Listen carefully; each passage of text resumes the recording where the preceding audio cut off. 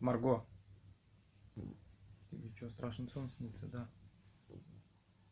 Маргош, ты храпишь.